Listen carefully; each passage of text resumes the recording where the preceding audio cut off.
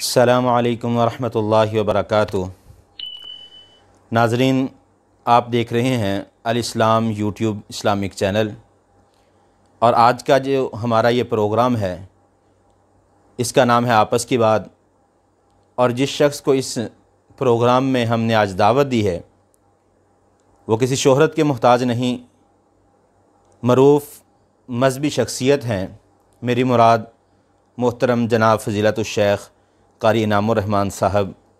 इंशाअल्लाह हम उनसे बात करेंगे, गुफ्तगू करेंगे, कुछ सवालात भी उनके सामने रखेंगे, कुछ उनकी ज़ाती ज़िंदगी के हवाले से सवालात होंगे। तो आइए हम अपने मेहमान से बात करते हैं। जी मोहतरम क़ारी साहब, क्या हाल है? जी अल्हम्दुलिल्लाह। क़ारी साहब, हमारा ये जो प्रोग्राम है अल्हम्दुलिल्लाह ये पहला एपिसोड है और हम इसके अंदर उलमाए किराम के साथ जो है वो इंटरव्यू वगैरह कर रहे हैं। तो इब्तिदा आपसे की है, अल्लाह रब्बुल आलमीन से दुआ भी करते हैं कि हम कामयाब हों इसमें। सबसे पहले मैं आपकी ज़िंदगी के हवाले से कुछ सवालात करना चाहता हूँ कि आपको जो दीनी तालीम का शौक़ था वो कहाँ से शुरू हुआ? वो फैमिली में मेंबर था या किसी ने इस तरफ फोर्स किया कि आप मदरसे के अंदर जाएं और आपने दीन बने, या खुद ही अपना शौक़ था? बिस्मिल्लाह वस्सलातु वस्सलामु अला मन वाला व बाद। सबसे पहले तो मैं आपका शुक्रगुज़ार हूँ। उलमाए किराम हमारा विरसा है, हमारे सर के ताज हैं। तो अल्लाह सुब्हानहू व तआला आपकी इस काविश को शर्फ़ क़बूलियत बख्शे और आपका ये जो चैनल है इसको दीन की तरवीज़ का बाइस बनाए और आपके लिए सदक़ा जारिया बनाए।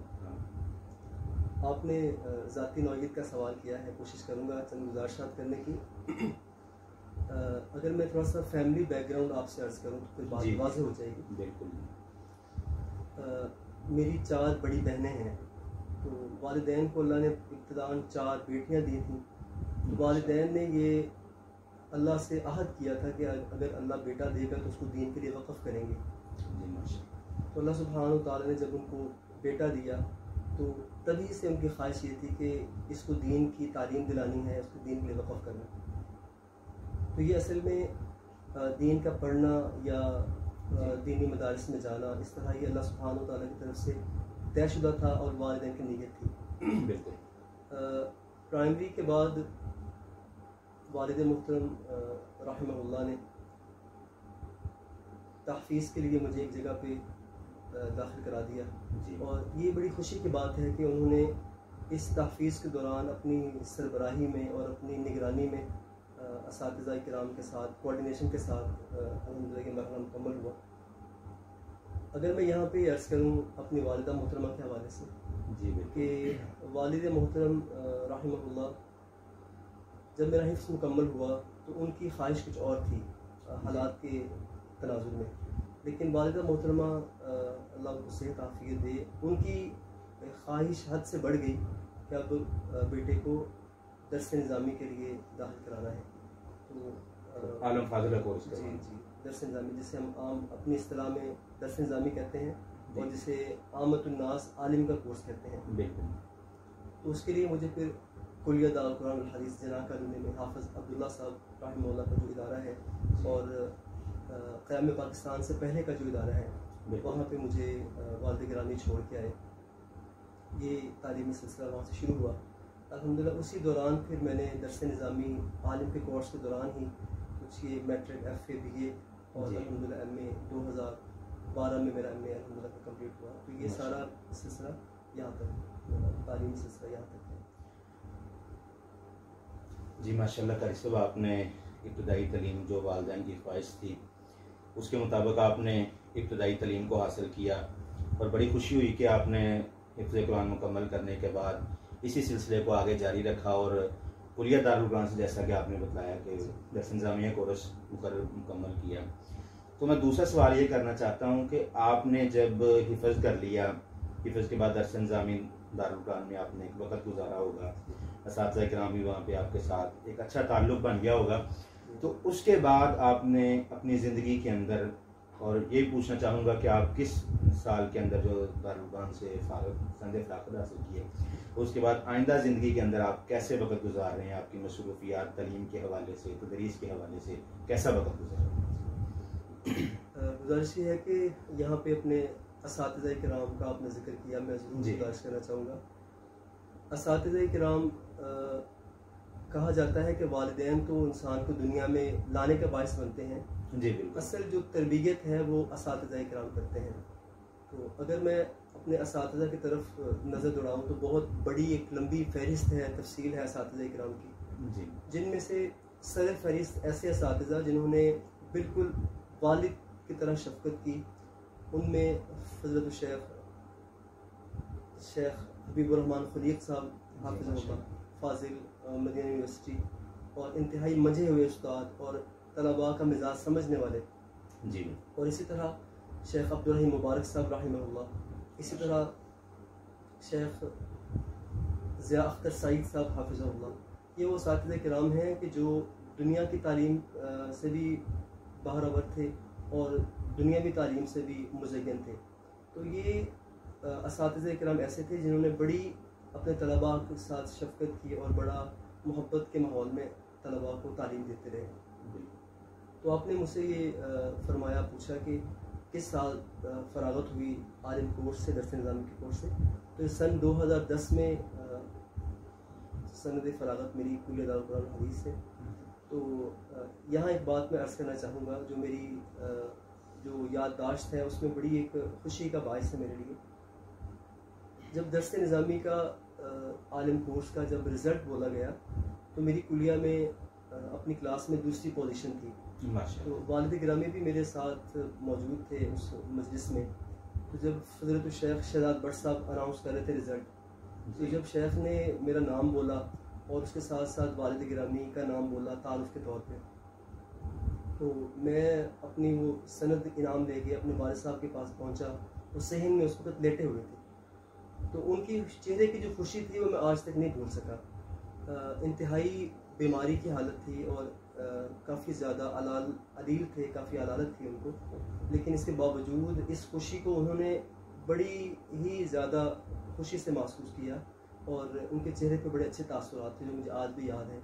और मुझे ढेरों दुआएं दी उन्होंने। अल्लाह सुब्हानहू तआला उनको। आपकी बात को काटता हूँ, हमारे नाज़रीन नहीं जानते कि जो आपके वालिद गिरामी थे उनका एक अच्छा ताल्लुक़ था उलमा इकराम के साथ, मदारस के साथ, क्योंकि जहाँ तक मैं जानता हूँ कि वो एक अरसा जितनी देर अल्लाह ताला ने उनको ज़िंदगी दी, नाज़रीन को ये भी बताना चाहूँगा कि कारी नामर रहमान साहब के वालिद जो कुछ अर्सा पहले इंतकाल कर गए थे, अल्लाह रब्बुल आलमीन उनकी ज़िंदगी की गलतियों को माफ़ फरमा के जन्नतुल फिरदौस में आला मुकाम अता फरमाए। एक उनका ताल्लुक़ था अल्लामा एहसान लाई ज़हीर के साथ, मौलाना हबीबुर रहमान यज़दानी शहीद रहमतुल्लाह अलैह, और जितने भी हमारे बुज़ुर्ग आलिम दीन हैं उनके साथ एक अच्छा वक्त गुजरा उनका। क्योंकि असल मेन वजह ये थी कि वो अमीरपुर बाज़ार जो हमारी मरकज़ी मस्जिद है जिसमें माशाल्लाह आप इमामत के जो फ़राइज़ सरअंजाम दे रहे हैं, एक अरसा वहाँ पर गुजारा। असल जो मैं बात आपसे पूछने लगा था कि वालिदैन की दुआ ही होती है कि इंसान को जो कामयाब करे। ये हकीकत है कि इंसान जितनी भी कोशिश कर ले, जिस वक्त तक वालिदैन की दुआएं हमारे साथ शामिल नहीं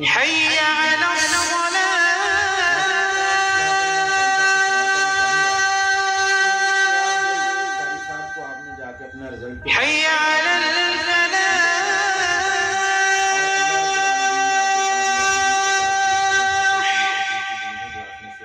बहुत बड़ी खुशी है, घर वालों से खुशी होती है।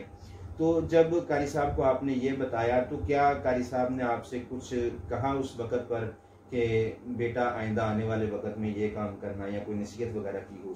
जी बिल्कुल, आपने वज़ा कहा। मुझे जब मैंने उनको जाकर सलाम अर्ज़ किया और उनसे क्योंकि वो ऐलान तो सुन ही रहे थे रिज़ल्ट का, जो रिज़ल्ट अनाउंस हो रहा था, तो उन्होंने मुझे एक नसीहत की थी कि बेटा दीन का जितना काम हो सके वो करना। और मुझे उन्होंने ढेरों दुआएं भी दी कि अल्लाह तुम्हें दीन के लिए मुंतखब करे, तुमसे दीन का काम ले। और मैं वल्लाही ये बात कहना चाहूँगा कि उनके विसाल के बाद बड़े बड़े मुश्किल तरीन दौर मुझे देखने पड़े, तो लेकिन मैं समझता हूँ कि उनकी दुआ ही की वजह से अल्लाह ने मुझे इस्तिक़ामत दी और अल्लाह मुझसे अब तक दीन का काम अल्हम्दुलिल्लाह दे रहा है। अल्लाह इस सिलसिले को कबूल फरमा। आमीन। बाकी आपने मुझसे पूछा कि इसके बाद तालीम का क्या सिलसिला है, तो ये है कि तकरीबन 6 साल मैं तदरीस करता रहा अल्हम्दुलिल्लाह प्राइवेट कॉलेजेस में। फैसलाबाद में एक मारूफ कॉलेज दी एजुकेटर्स के नाम से है, वहाँ पे अल्हम्दुलिल्लाह मैंने कुछ सेशन पढ़ाए और उसके बाद मेरी ख्वाहिश थी एमफिल करने की, मास्टर ऑफ फ़िलासफ़ी। तो मैंने अल्हम्दुलिल्लाह वो रिफा यूनिवर्सिटी फैसलाबाद से एमफिल अल्हम्दुलिल्लाह मेरा गुज़श्ता महीने कंप्लीट हो गया है। ख्वाहिश ये है, अब भी ख्वाहिश ये है कि दीन को सीखें, तालीम हासिल करें ताकि हम बेहतर लोगों की रहनुमाई कर सकें और दीन की तालीम जो है वो बेहतर अंदाज से लोगों तक पहुँचाते रहें। बिल्कुल, दीन का यही फ्रीज़ा है कि जब हम दीन को हासिल कर चुके हैं तो हम लोगों तक नबी सल्लल्लाहु अलैहि वसल्लम की इस बात को पहुँचाएं, ताकि जैसा कि नबी सल्लल्लाहु अलैहि वसल्लम ने फरमाया कि ये एक सिलसिला जारी शुरू हो गया उलमा इकराम के ज़रिए से कि हम जो दीन सीखते हैं मदारस के अंदर पढ़ते हैं। और सबसे बड़ी जो हमारे मदारस की कामयाबी है, हम किसी सरकारी अदारा जो या हमारी पाकिस्तान की गवर्नमेंट है, किसी तरह कोई फंड जारी नहीं होता, हम अपनी मदद आपके तहत जो, बल्कि किसी दोस्त ने कितनी प्यारी बात कही थी कि जो हमारे मालों से हम मैल निकालते हैं जिसको ज़कात कहते हैं, ज़कात उर्फ़ आम में कहा जाता है कि अपने माल से हम जो मैल निकालते हैं वो ज़कात की शक्ल में है।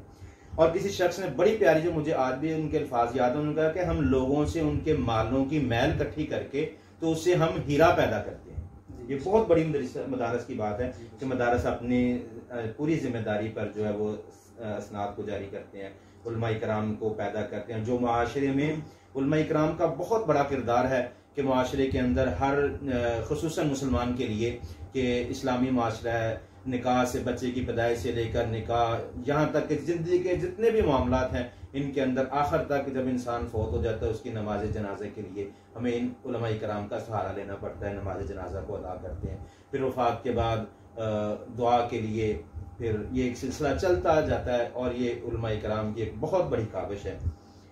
जी कारी साहब, मैं एक सवाल और आपसे पूछना चाहूँगा कि जैसा कि मेरे इल्म में है कि आप मुदर्रस होने के साथ साथ, जैसा कि आपने प्राइवेट कॉलेजेस के अंदर स्कॉलर भी हैं, लेक्चरर भी हैं, उसके साथ साथ आप जुमा पढ़ाते हैं, खताबत भी करते हैं। उस हवाले से मैं चाहूँगा कि आप अपनी ज़बान से नाज़रीन को कुछ बतलाएं। इसमें चंद गुज़ारिशात इस हवाले से ये हैं कि जब कुलिया दारुल कुरान से आलिम के कोर्स से फारिग हुआ, तब से ख्वाहिश ये थी कि अल्लाह सुब्हानहू तआला दीन का काम ले ले। बज़ाहिर उसमें दीन के काम के हवाले से, क्योंकि रसूलुल्लाह उनका शादी गिरामी है, बल्लिगू अन्नी वलौ आया, कि लोगों तक अगर तुम्हें मेरी कोई एक बात भी याद है तो लोगों तक पहुँचाओ। तो नबी अलैहिस्सलाम की बात लोगों तक पहुँचाने का बेहतरीन ज़रिया दुरूस और खुतबात जुमा है। बिल्कुल। तो एक आलिम दीन की पहचान भी ये है कि वो लोगों को दीन की दावत और इशाअत दीन में अपना किरदार अदा करे। तो कुलिया से फरागत के बाद कोशिश रही कि कोई अल्लाह सुब्हानहू व तआला इंतज़ाम फरमा दे किसी जगह का, ताकि मैं इखलास से दीन का काम कर सकूँ। कुछ अर्सा तो खुतबा जुमा मुस्तकिल शुरू नहीं हो सका, तो मैंने अल्हम्दुलिल्लाह इब्तदाई जो खुतबात हैं उनमें से कुलिया दारुल कुरान में भी 2 मरतबा जुमा पढ़ाया। इस तरह अमीनपुर बाज़ार मस्जिद में, जहाँ पे इस वक्त मौलाना यूसुफ अनवर साहब नायब अमीर मरकज़ी जमीयत पाकिस्तान वो ख़तीब हैं, उनकी मसनद पे मैंने अल्हम्दुलिल्लाह कई जुमे पढ़ाए और इस तरह बाकी भी जहाँ मुझे मौका मिलता रहा मैं ये खिदमत करता रहा। तो मुस्तकिल मेरी जो खिताबत है वो शुरू हुई। फैसलाबाद का एक इलाका है जामे मस्जिद तूबा और ये गुलजार कॉलोनी में, तो वहाँ पे अल्हम्दुलिल्लाह मैंने 5.5 साल अल्लाह ने मुझे मौका दिया खिदमत करने का, अल्लाह की रज़ा के लिए वहाँ खिदमत करता रहा। उसके बाद अब रिसेंटली अल्हम्दुलिल्लाह जामे मस्जिद मुनव्वर गुलशन कॉलोनी में, वहाँ के दोस्त जो हैं वो काफ़ी अरसे से इसरार कर रहे थे कि आप हमारे पास तशरीफ़ ले आएँ खुतबा जुमा के लिए। तो अल्हम्दुलिल्लाह इन दिनों में वहाँ पे खुतबा जुमा की खिदमत कर रहा हूँ, फरीज़ा अंजाम दे रहा हूँ अल्हम्दुलिल्लाह। माशाअल्लाह, अल्लाह ताला कबूल फरमाए।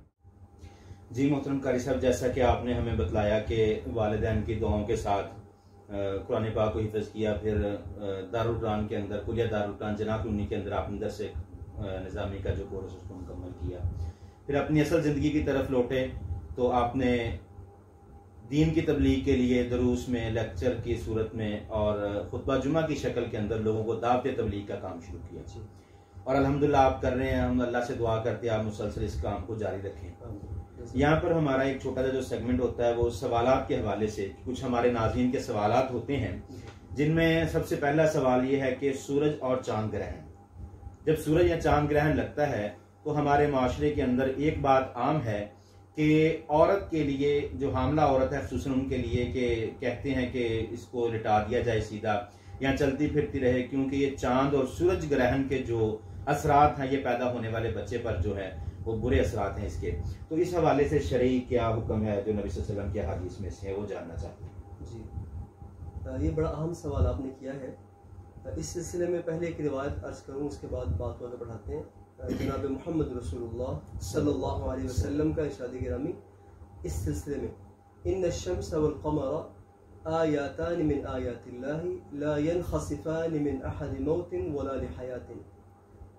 ये रिवायत आपने कब बयान फरमाई? रसूलुल्लाह सल्लल्लाहु अलैहि वसल्लम के सबसे छोटे साहबजादे इब्राहीम चंद माह के थे जब दुनिया से चले गए। जी बिल्कुल। उस दिन ग्रहण हुआ तो लोगों ने ये बात मारूफ कर दी जो नए नए मुसलमान होने वाले थे कि देखो सच्चा नबी है और आपकी नबूवत के असरात इतने हैं कि आपके गम में सूरज भी शरीक हो गया, ग्रहण लग गया। तो मैं यहाँ एक बात ज़रूर कहना चाहूँगा आपके नाज़रीन और सामीन के लिए कि आपके लिए नबी अलैहिस्सलाम के लिए बड़ा प्लस पॉइंट था। आप कहते हैं हाँ देखो भी मैं वाकई सच्चा नबी हूँ कि मेरे गम में सूरज भी शरीक है, उसको ग्रहण लग गया। बिल्कुल। लेकिन आपने तौहीद पे हरफ नहीं आने दिया, बल्कि आपने मिंबर मंगाया, लोगों को जमा किया, अल्लाह की हम्द व सना बयान की और उसके बाद आपने बात फरमाई कि सूरज और चाँद ये दोनों अल्लाह की निशानियों में से निशानी है। इनको ना किसी की मौत की वजह से ग्रहण लगता है, ना किसी के पैदा होने की वजह से ग्रहण लगता है। ये जो रिवायत है इस बात का सबूत है कि सूरज और चाँद ग्रहण के असरात हमारी ज़िंदगियों पे बिल्कुल भी हमारी ज़िंदगियों पे नहीं आते। इसका कोई असर हमारी ज़िंदगी पे मुरतब नहीं होता। तो जैसे आपने इशारतन बात कही प्रेग्नेंट औरत के हवाले से, हामिला ख़वातीन के हवाले से, तो ये हमारे अंदर तबाहम परस्ती पाई जाती है जिसकी वजह से ये बातें मारूफ है कि अगर ग्रहण लग जाए सूरज को या चाँद को। और आलम ये है कि हमारे मुआशरे में कई बुजुर्ग ख़वातीन ऐसी भी हैं जो अपनी बहू को या अपनी बेटी को इस वक्त में बैठने नहीं देती। अगर वो 30 मिनट का ग्रहण है या 25 मिनट का ग्रहण है तो इस जो औरत पहले तकलीफ में है उसको ये कहा जाता है कि तुम चलती रहो, बैठना नहीं है। ये बिल्कुल जो चंद माह कबल जो चांद और सूरज ग्रहण लगे इनका काफी तकरीबन 1 घंटे का दुरानिया था चांद और सूरज। जी बिल्कुल आपने वजह कहा। इसमें यह है कि खवातीन को बैठने नहीं दिया जाता और मुसलसल उनको चलते रहने की तलकीन, और ये एक तरद्दुद है, ये एक तकल्लुफ के तौर पे बात है, शरीयत का इससे कोई ताल्लुक नहीं है। इसी तरह मैं बात अर्ज करूँ, कुछ लोगों का ये है कि जो बच्चे अब नॉर्मल पैदा होते हैं, जो अपहज होते हैं, जिनको टांगे जिनकी बेकार हैं, ये जिनकी नज़र नहीं है, जिनके हाथ पाँव ठीक नहीं है, पैदाइशी तौर पे मजबूर जिनको हम कहेंगे। जी बिल्कुल आपने वजह कहा। तो इन बच्चों को लोग साहिल पे जाके ग्रहण के दौरान रेत में दबा देते हैं और ये समझते हैं कि ये जो ड्यूरेशन है ग्रहण की, इसके दौरान अगर उनको मिट्टी में या रेत में दबाया जाएगा तो वो तंदुरुस्त हो जाएगी। तो ये बिल्कुल तवाहम परस्ती है, इसका शरीयत से कोई ताल्लुक नहीं है। बल्कि देखिए हमारा दीन, जब हम कहते हैं दीन फितरत है, और ये दीन वो है कि जिसको अल्लाह सुब्हानहू व तआला ने जिब्रील अलैहिस्सलाम के ज़रिए रसूलुल्लाह सल्लल्लाहु अलैहि वसल्लम के क़ल्ब सलीम पे उतारा, तो इसकी सच्चाई में तो कोई हरफ आ ही नहीं सकता। बिल्कुल। तो नबी अलैहिस्सलातु वस्सलाम ने हमें सूरज ग्रहण और चाँद ग्रहण के बारे में भी तालीम दी है कि जब ग्रहण या सूरज को या चाँद को हो जाए फिर हमने क्या करना है। यहाँ एक बात अर्ज करूँगा, हमारे कुछ लोग ऐसे हैं जो इस चीज़ को एंजॉय करते हैं, लोग छतों पर चढ़ के ग्रहण को देखते हैं। इस चीज़ से इसके मुतबादिल दीन ने हमें रास्ता बताया। वो क्या? रसूलुल्लाह सल्लल्लाहु अलैहि वसल्लम का इरशाद गिरामी है, जब तक सूरज या चाँद को ग्रहण रहे तब तक तुम नमाज अदा करो। और आपने हुक्म दिया, आपने लंबी नमाज पढ़ी कि जब तक ग्रहण रहता है तब तक तुम रब के सामने क़याम और सजदे की हालत में वक्त गुजारो, क्योंकि ये अल्लाह की निशानियों में से निशानी है। इसको तमाशा बनाना, इसको खेल का जरिया बनाना, ये अल्लाह की नाराज़गी का सबब बनता है। और इस हालत में करना ये चाहिए कि इंसान अल्लाह के सामने सरब सुजूद हो जाए, या अल्लाह तेरे हुक्म से इतना बड़ा सूरज, इतना बड़ा चाँद ग्रहण में है, या अल्लाह हम तेरे बंदे हैं, हम भी तेरे सामने झुके हुए नजर आते हैं।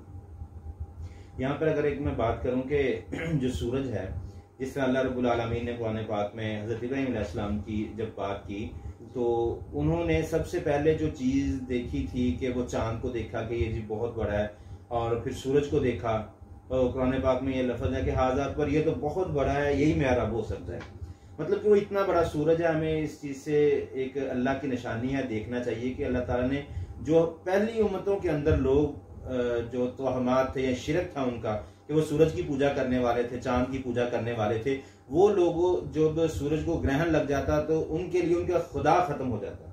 मतलब इससे एक चीज़ ये भी साबित होती है कि जो सूरज की इबादत करने वाले उनके लिए कि हमेशा जो रहने वाली ज़ात है, जिस तरह आपने नबी सल्लल्लाहु अलैहि वसल्लम का फरमान पढ़ा कि ये अल्लाह ताला की निशानी है।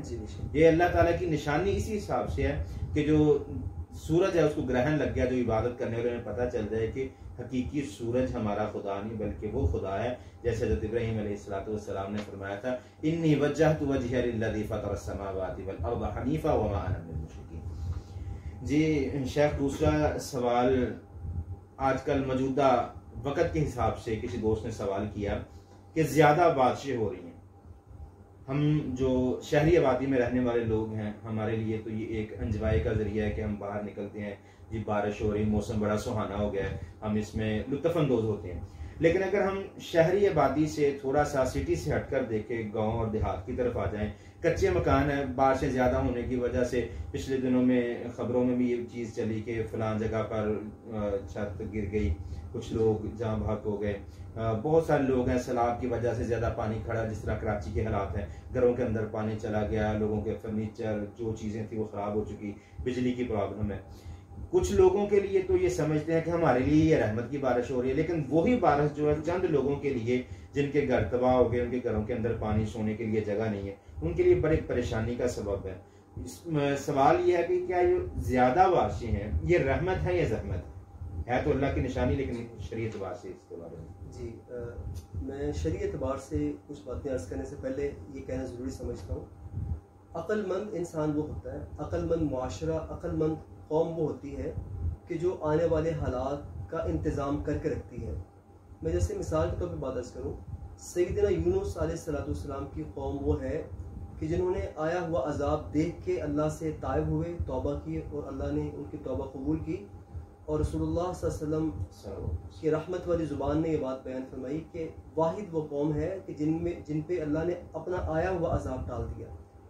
मैंने ये बात इसलिए अर्ज़ की कि मुल्क पाकिस्तान हमारी धरती है, हमारे फ़ख्र का ज़रिया है, हमारी पहचान है।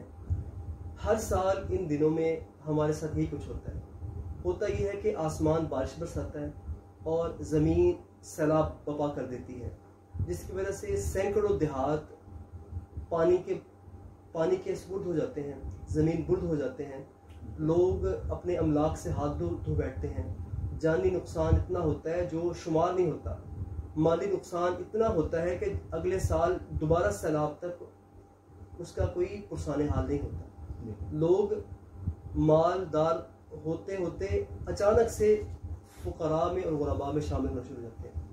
इस सिलसिले में मैं ये बात इसलिए अर्ज़ कर रहा हूँ कि हर साल इन दिनों में सैलाब आता है, हर साल इन दिनों में बारिशें ज़्यादा होती हैं, लेकिन उसके लिए हिकमत अमली नहीं पैदा की जाती, हिकमत अमली नहीं बनाई जाती जी। तो हमारे जो हुक्मरान हैं, हुकाम बाला हैं, उनको सबसे पहले चाहिए कि हमारे मुल्क में आजकल बड़ी बहस चल रही है डैम बनाने के हवाले से जी। बिल्कुल, जो मुल्क की ज़रूरियात हैं, डैम बनाए जाएँ, पानी को स्टोर किया जाए। अगर आप यूरोप के ममालिक या बैरून मुल्क के कुछ इलाके, कुछ स्टेट्स देखें, तो उन्होंने बारिश के पानी को स्टोर करने के लिए ज़ेर ज़मीन बहुत बड़े बड़े टैंकर बना रखे हैं कि वो बारिश का पानी जमा करते हैं, उसको रिफाइन करते हैं और वही पानी वो दोबारा इस्तेमाल करते हैं। बिल्कुल। लेकिन हमारी हालत ये है कि हम सारा साल पानी की किल्लत का शिकवा करते हैं और जब पानी आता है तो हमारे पास उसको संभालने के लिए इंतजाम मौजूद नहीं है। बिल्कुल। और जिसका नतीजा ये निकलता है कि लोग उससे हलाकत होते हैं, माल मवेशी बह जाता है, लोग उससे इंतहाई ज़्यादा कसम कुर्सी में चले जाते हैं। पहली बात ये है। दूसरी गुजारिश इस सिलसिले में मैं करूँ कि अल्लाह सुब्हानहू व तआला कुरान मजीद में बात फरमाते हैं, इन्नल्लाह ला यज़लिमु अन्नास शैअन वलाकिन कानू अनफुसहुम यज़लिमून। अल्लाह सुब्हानहू व तआला लोगों पे ज़र्रा बराबर भी जुल्म नहीं करते, लेकिन लोग खुद अपनी जानों पे जुल्म करते हैं। और दूसरे मुकाम पे अल्लाह सुब्हानहू व तआला क्या फरमाते हैं, ज़हरल फ़सादु फ़िल बर्रि वल बहर बिमा कसबत ऐदिन नास। खुश्की में और तरी में, यानी ज़मीन पे और समंदरों में, दरियाओं में कुछ तुग़यानी है या ज़मीन पे कोई भी बर्बादी है, ज़लज़ले हैं, हादसात हैं, कुछ भी हैं, ये इंसान की अपनी हाथों की कमाई है। बिल्कुल। अगर हम इसको शरी बैकग्राउंड में देखें, इस वक्त जो सूरत हाल है, मैं ये समझता हूँ कि अल्लाह सुब्हानहू ताला की तरफ से रहमत है, इसको रहमत नहीं कहा जा सकता। बिल्कुल। हद से ज़्यादा बारिशें कभी भी रहमत का बाइस नहीं बन सकती। अल्लाह सुब्हानहू ताला कुरान मजीद में एक और मुकाम फरमाते हैं, वलौ अन्न अहलल कुरा आमनू वत्तक़ौ लफ़तहना अलैहिम बरकातिन मिनस समाई वल अर्द, कि अगर इलाके वाले, किसी भी शहर वाले, किसी भी मुल्क वाले अगर आमनू साहिब ईमान हो, वत्तक़ौ और वो तक़वा इख्तियार करें। तक़वा क्या है? इंसान गुनाहों से परहेज़ करे, नेकी की रग़बत उसमें पैदा हो, नेकी से मोहब्बत करे। जब ये इंसान करेगा, इसको क्या मिलेगा? लफ़तहना अलैहिम बरकातिन मिनस समाई वल अर्द, अल्लाह सुब्हानहू ताला अपनी रहमतों के दरवाजे आसमान से भी खोल देगा और ज़मीन से अल्लाह उनके लिए बरकतों और रहमतों के असबाब पैदा फरमा देगा। अगर हम इस आयत के बैकग्राउंड में देखें, इस आयत के तनाजुर में अपने आप को कंपेयर करें, इस वक्त हम पे ना आसमान से रहमतें नाज़िल हो रही हैं और ना ज़मीन हमें बरकतें दे रही है। आसमान से बारिशें हैं जो कि तकलीफ़ का बायस बन रही हैं, और ज़मीन पे इस वक्त सैलाब मौजूद है जो मज़ीद तबाही और बर्बादी का बायस बन रहा है। इस वक्त में हमें करना क्या है? मेरी कोशिश ये होती है, अगर कोई शख्स सवाल करे तो मैं सवाल की वजाहत के साथ साथ ये गुजारिश करने की कोशिश करता हूँ कि इसका हल क्या है। क्या अगर शहरी लोग बारिशें इंजॉय कर लेते हैं और देहाती लोग बारिश से अपना माल सबब बहा देते हैं, तो क्या यहाँ बात ख़त्म हो जाती है? नहीं। हमें इस सूरत हाल से निकलना कैसे है?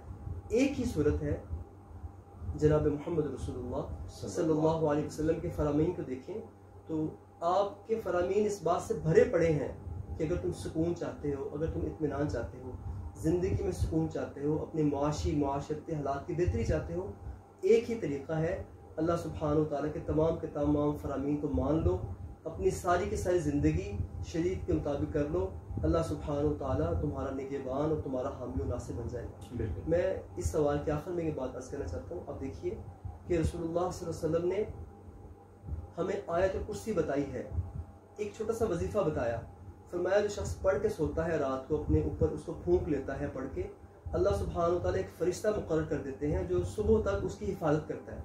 ये एक मिसाल मैंने अर्ज़ की है। तो अगर कोई शख्स अपना सुबह से लेकर शाम तक के तमाम मामूलात अगर नबी अलैहिस्सलाम के तरीके के मुताबिक कर ले, तो क्या उसकी फ़रिश्ते उसकी हिफाजत नहीं कर सकते? यकीनन कर सकते हैं। करेंगे। कमी हमारी है, कमी रब की तरफ से नहीं है। रब तो निदाएं देते हैं, है कोई मुझसे मांगने वाला, है कोई मुझसे शिफाएं मांगने वाला, है कोई मुझसे ऐसी बीमारी की शिफा मांगने वाला जिसको मुआलिजों ने लाइलाज करार दे दिया, है कोई मुझसे रिज़्क़ मांगने वाला, है कोई मुझसे तंगियों में आसानियाँ मांगने वाला। बिल्कुल। तो हमारी तरफ से देर है, अल्लाह सुब्हानहू ताला की तरफ से देर नहीं है। अल्लाह रहमत करने वाले हैं और अल्लाह सुब्हानहू ताला मुंतज़िर है कब हम उसको आवाज़ दें, कब अल्लाह सुब्हानहू ताला हमारी दुआओं को करें। बेशक जी माशाल्लाह, बहुत प्यारा जवाब था आपका, अहादीस की रोशनी के अंदर कुरान सुन्नत के मुताबिक। नाज़रीन, हमारा ये आपका पहला प्रोग्राम था। मैं शेख मुहतरम कारी नामर रहमान साहब का शुक्रगुजार हूँ। मैं जानता हूँ कि इनकी बहुत ज़्यादा मसरूफ़ियत होने के बावजूद इन्होंने हमारे चैनल के लिए हमें टाइम दिया, मैं इनका शुक्रगुजार हूँ और अल्लाह से दुआ करता हूँ अल्लाह ताला इनके इल्म में, अमल में, ज़िंदगी के अंदर ढेरों खुशियों के साथ बरकत नसीब फरमाए।